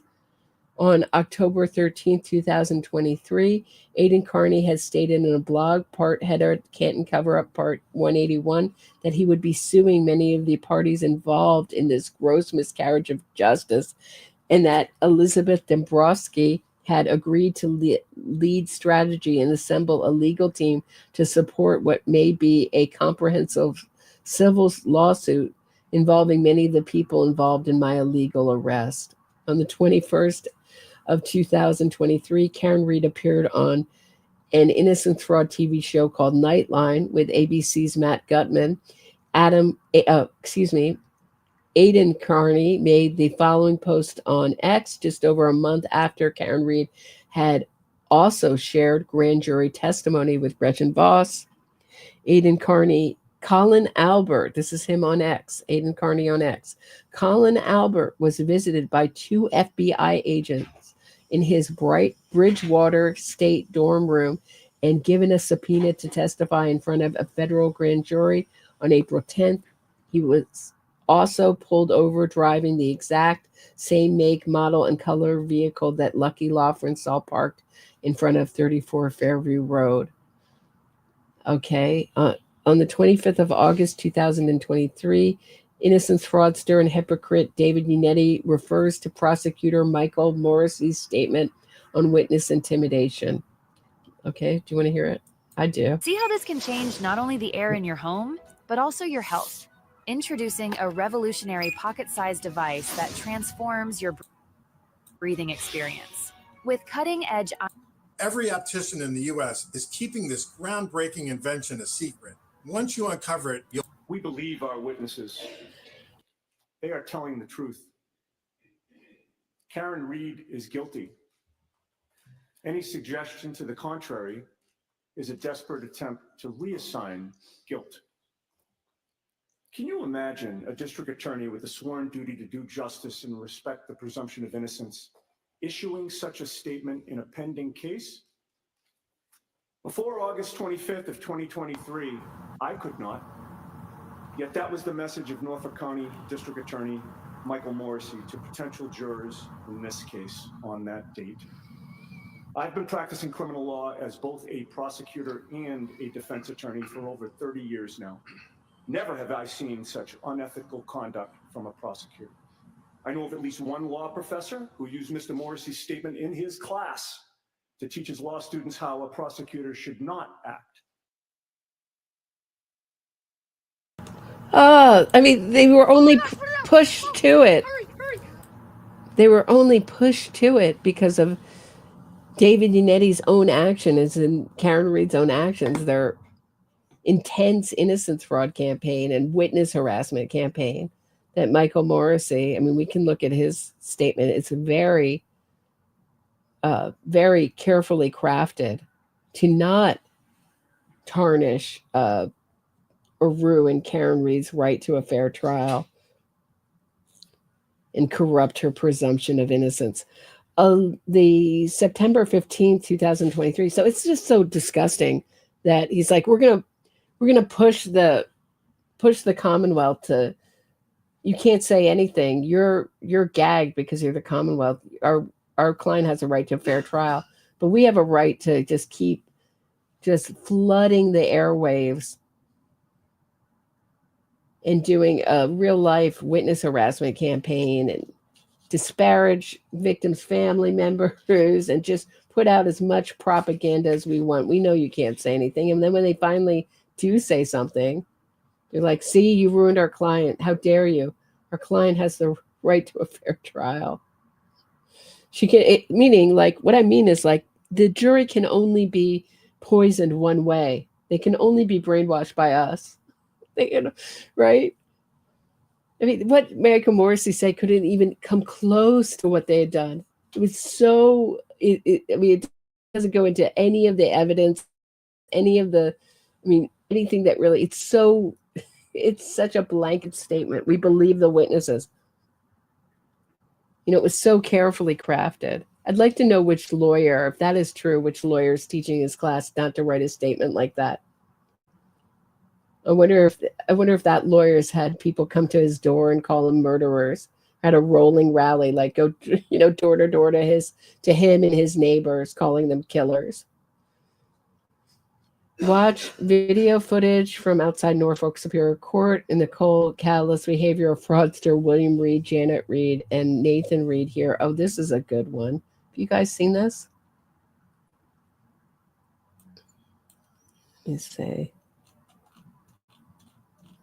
This is crazy.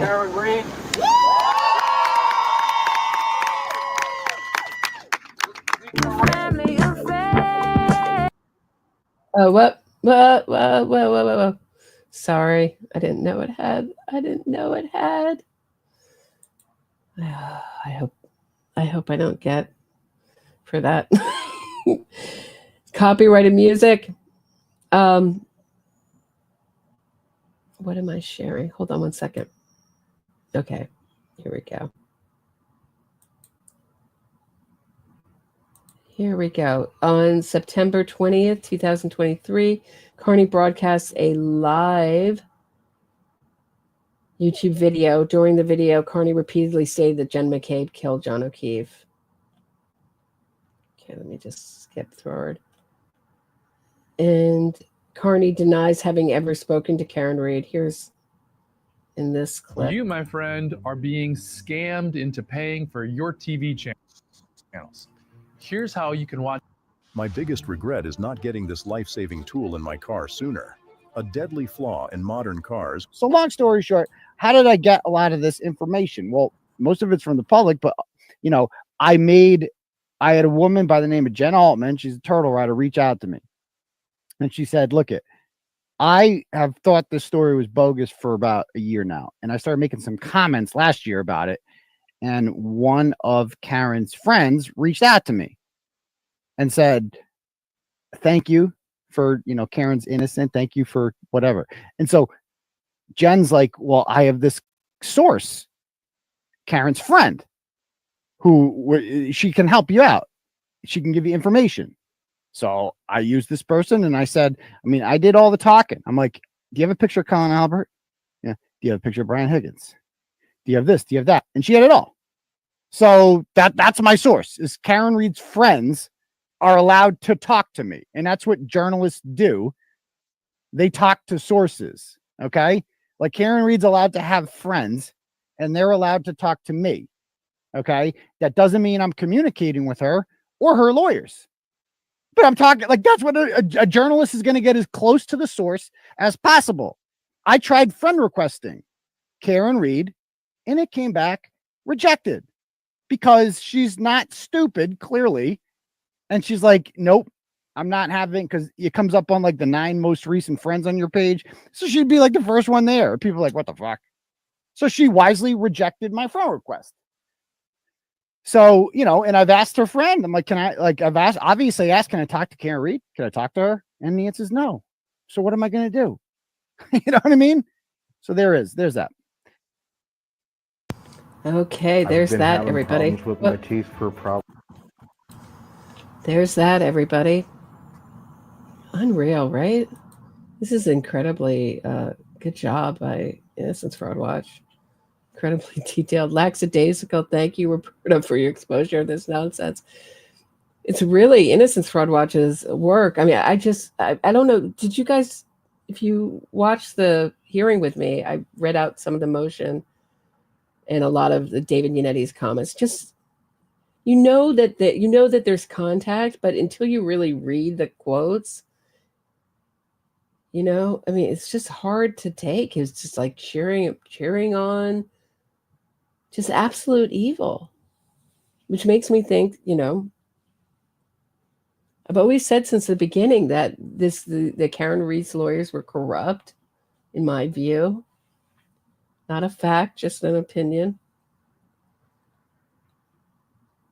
And that they were up to shady things. I mean, while other creators, even on this side of the fence, were all praising them, saying they're great lawyers. They're not great lawyers. If they can't win in court and can only win using dirty tricks, they're not good lawyers. Good lawyers win lawyering, not acting like con men. And I got a lot of flack for it, that I was so biased and I'm a cheerleader for the Commonwealth and all this stuff. Thank you. You know, I mean, I'm talking about people on this side of the fence, not the other side of the fence. But I think I've been proved to be 100% correct. Everything that's come out, they've acted like con men.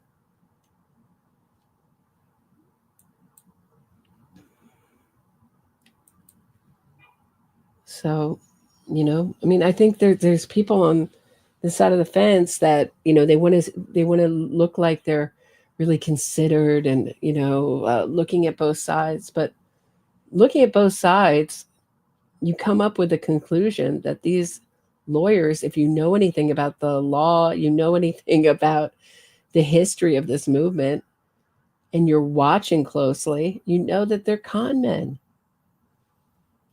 They're con men. I mean, I think reasonable people will come to that conclusion looking at their behavior.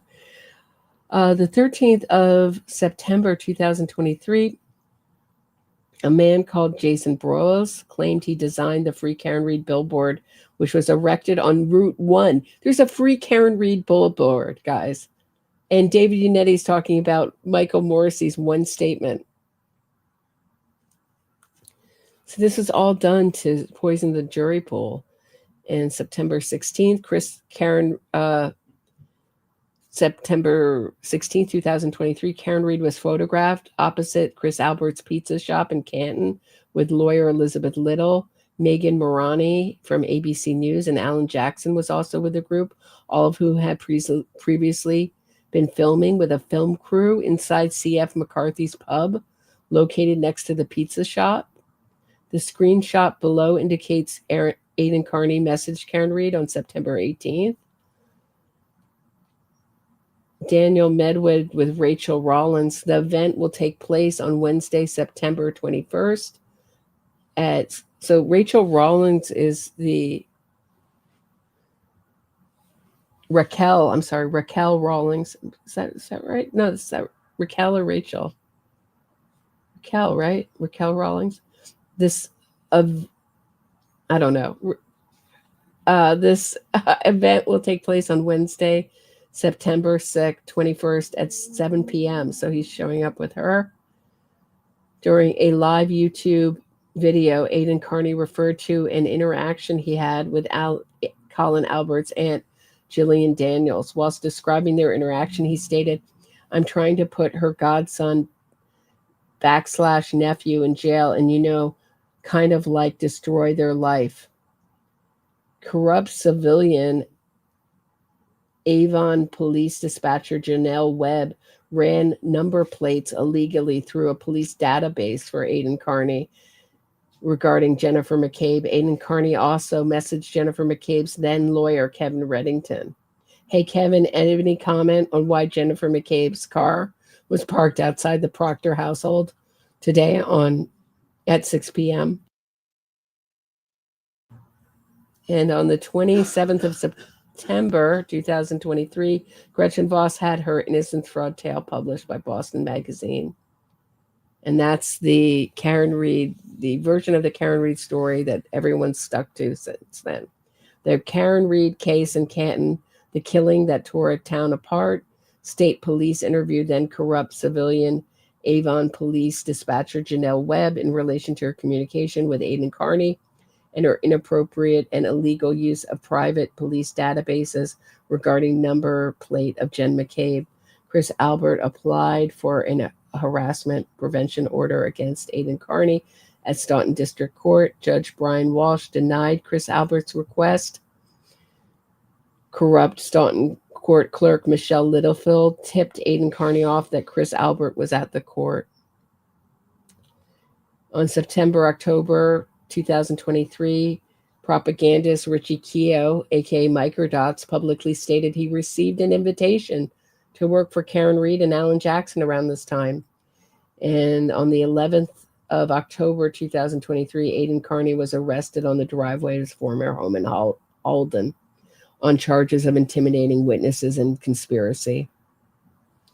And that's when they started to look into it. I think it...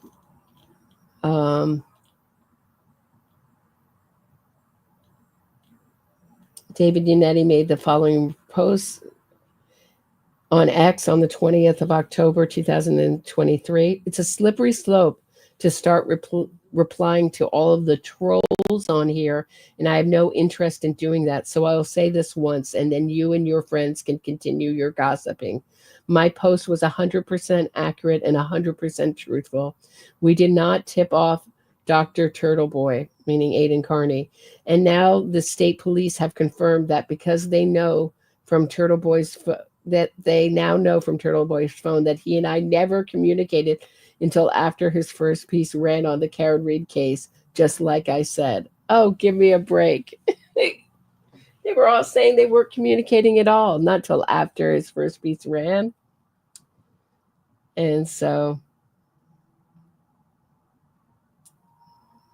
right. So you can read the copy of the whole look into Karen Read's phones, her search warrant for her phones there. I'm going to take a quick break. When we get back, we're going to take a look at just a Google of the new zone around the courthouse. So hang tight. I'll be right back. Don't go anywhere.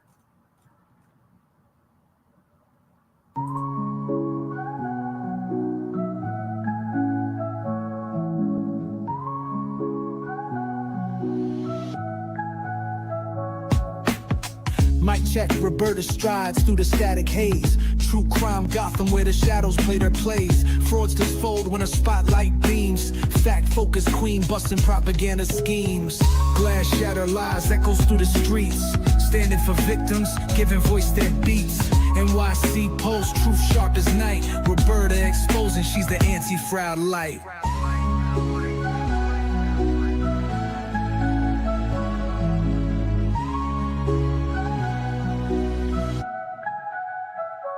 Hard task warrior, dissecting state and defense. Twisted innocence, claims breaking pretense. Gotham's truth seeker cuts clean with the blade.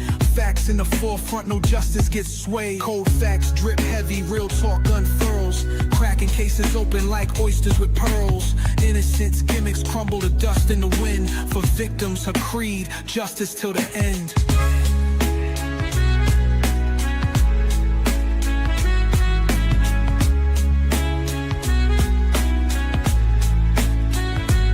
Headphones blazing, she drops heavy artillery, narrative narratives twisted, meet blunt object civility. Roberta got receipts that unravel the ploy, exposing the lies these fraudsters deploy.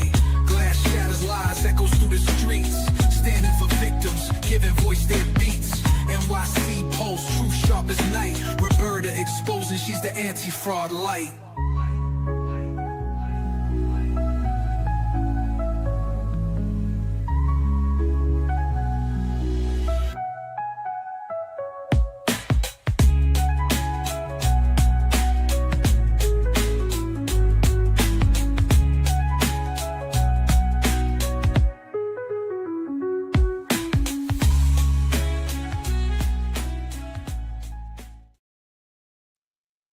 Okay, we're back. Let us look at Maestro did this. This is what the buffer zone looks like. So 3D of the new buffer zone with a new they've expanded it, expanded buffer zone. Gives you like a 3D view of the courthouse. It's a really beautiful courthouse. This is, of course, the courthouse that Sacco and Vanzetti, or Sacco and Vanzetti, were convicted at. One of the oldest innocence fraud campaign that I know of. And of course, Upton Sinclair, who wrote the innocence fraud book on them called Boston, found out directly from their lawyers, from Sacco and Vanzetti's lawyers, that he had hustled up some false alibis for them as part of their innocence fraud campaign. They were convicted anyway and eventually given the death penalty. But they are memorialized and basically still taught in most schools in America that they were innocent men convicted due to anti-immigrant sentiment. So it's an innocence fraud narrative that still exists, and one that David Yannetti used in relation to Karen Read. So that's what I have for today. Does anyone have any questions or things to say? I know it's been a long one, almost 2 hours. We've been going. I just want to thank everyone for listening. Please support the channel best way to support the channel is on Venmo, Buy Me a Coffee, and Patreon. You can also retweet, share this episode, your family and friends or enemies. Follow me on Twitter at Roberta Glass Pod, and I will be back tomorrow at 6 p.m. Eastern. And I'll see you all, guys, there again. Have a great night, everybody. Yeah, voir dire starts Tuesday. See ya. Have a great night, everybody. I hit my boyfriend with my car. It wasn't an accident, but with lying lawyers I'll go far. Lying lawyers and witness harassment, I'll avoid prison. It was snowing. I pushed the pedal down, hit him hard. Now the legal system a clown. Innocence fraud campaign to save my skin. Making money, truth is my second victim. Carry, Jen, like John, you were my mom. My innocence fraud campaign is my biggest hit yet. I hit my boyfriend with my car. It wasn't an accident, but with lying lawyers I'll go far. Lying lawyers and witness harassment, I'll avoid prison. It was snowing. I pushed the pedal down, hit him hard. Now the legal system, my clown.